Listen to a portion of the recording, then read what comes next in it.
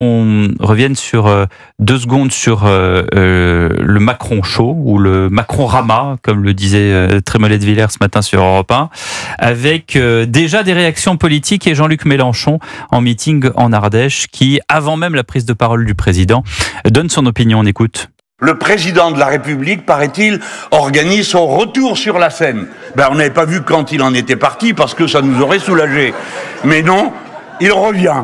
Et il va répondre à toutes sortes. Et alors, on a annoncé qu'il y aurait des propositions extrêmement importantes au point de modifier la programmation des matinales, l'Élysée se chargeant d'appeler lui-même les télévisions pour indiquer qu'il fallait prendre ça en compte dès demain matin. Alors, il est possible que ce soit une comédie comme une autre. Un camarade me dit, alors qu'est-ce qu'on fait? Je lui dis, qu'est-ce que je te dise? Ils vont quand même pas téléphoner pour dire, écoutez, on s'en fout, ce soir ça va être un tas d'inepties comme d'habitude, et donc ça n'a pas d'importance. Il faut bien qu'eux-mêmes survendent l'événement pour que vous vous précipitiez tous à aller regarder.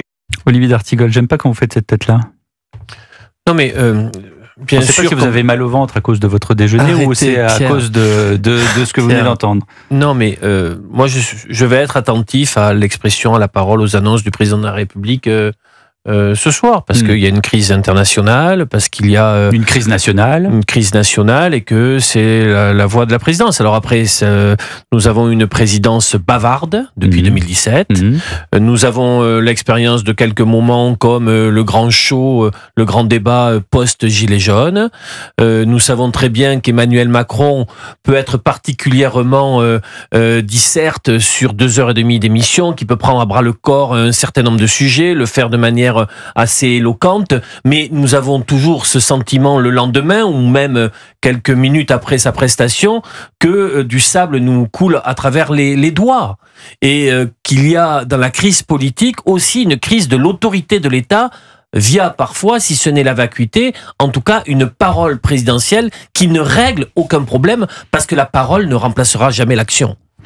Gilles-William Goldnadel, vous vouliez réagir à Thierry Ardisson qui s'est justifié après son dérapage dans Quelle époque où il avait comparé Gaza à Auschwitz. Écoutez Thierry Ardisson qui s'est expliqué ce matin sur RMC sur comment ce tournage a été fait et pourquoi l'émission de service public n'a pas voulu couper ce moment de l'émission. On écoute. D'abord, quand Léa Salamé présente ce docteur Pitti, elle le présente comme Mère Teresa. En fait, le mec est un homme politique, il s'est présenté aux élections sous la bannière NFP, et ça, on le savait pas. La deuxième chose, c'est que, à la fin de l'émission, on se réunit tous, on dit qu'est-ce qu'on garde. Je dis, là, j'ai dit une connerie, tu devrais le couper. Personne n'a soulevé ce point. Personne d'autre. C'est-à-dire ni la prod, ni les gens de France Télévisions, parce que toutes les émissions, il y a toujours quelqu'un de France Télévisions qui est là, évidemment, quelqu'un de France 2 qui était là, qui n'a pas dit coupez-moi ça, coupez-moi ça. Dimanche matin, je me réveille, mon attaché de presse Françoise Doux me dit Twitter brûle, et donc voilà, c'est là que j'ai décidé de demander qu'on m'excuse, parce qu'effectivement, quoi qu'on pense de la situation à Gaza, c'est quand même pas Auschwitz. Gilles William, vous connaissez très bien Thierry Ardisson, vous avez dialogué, vous avez accepté de dialoguer avec lui, et vous avez eu des explications. Écoutez, c'est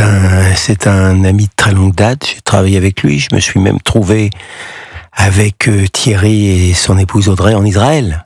Donc je sais bien que je n'ai pas affaire ni à un anti-israélien et encore moins un antisémite. Et il était effectivement plus qu'ému. Et il m'a dit lui-même, lui connaissait pas le fameux docteur Pitti. Moi, je le connaissais. J'ai expliqué dans un livre. Alors lui, il n'avait pas comparé Auschwitz, il avait comparé au ghetto de Varsovie.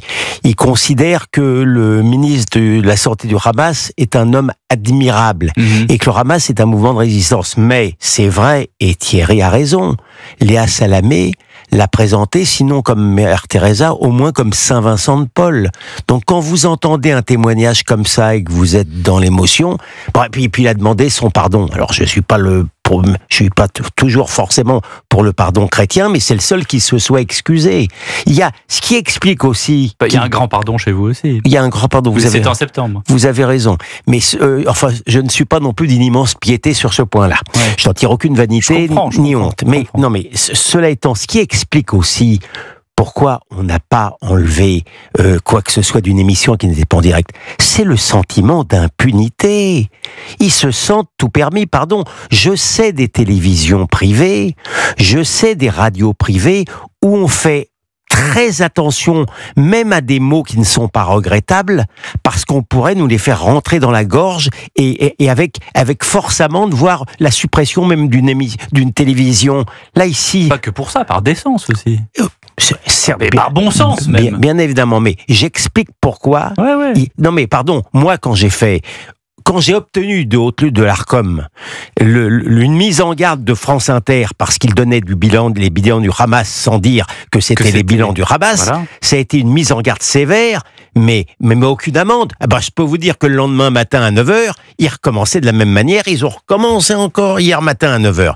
Donc, c'est certainement pas une circonstance atténuante, mais c'est une circonstance explicative. Oui, et quand, avec Manon Aubry, au grand rendez-vous ce dimanche, quand je lui dis, mais ça, ce sont les chiffres du Hamas, elle me dit, est-ce que vous en avez d'autres ? Voilà, mais alors, de ce point de vue-là, non, mais en plus, ils ne disent pas, alors maintenant c'est la mode, ils disent que c'est la défense civile.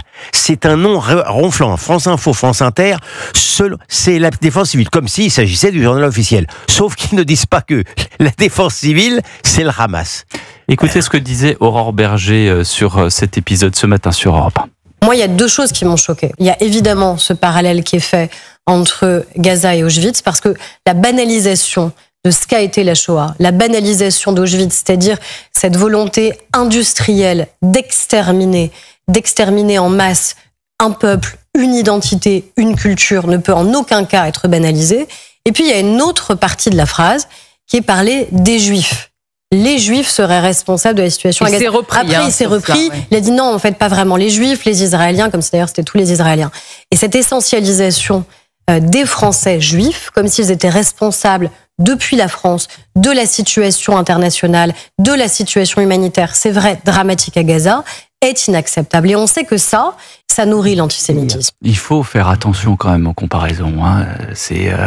On se souvient de Maître Jakubowicz qui parlait de Mélenchon à Goebbels. Vous avez raison, Pierre, mais la grande différence, c'est quand il y a eu cette comparaison-là, le lendemain matin, Apolline de Malherbe, BFM, et même les syndicats disaient toutes leurs émotions, tandis que là, vous n'avez pas d'excuses de l'audiovisuel de service public. Ça veut dire qu'il est beaucoup plus facile de nazifier un État juif victime de la Shoah que le président d'un parti qui ne se caractérise pas par un philosémitisme excessif.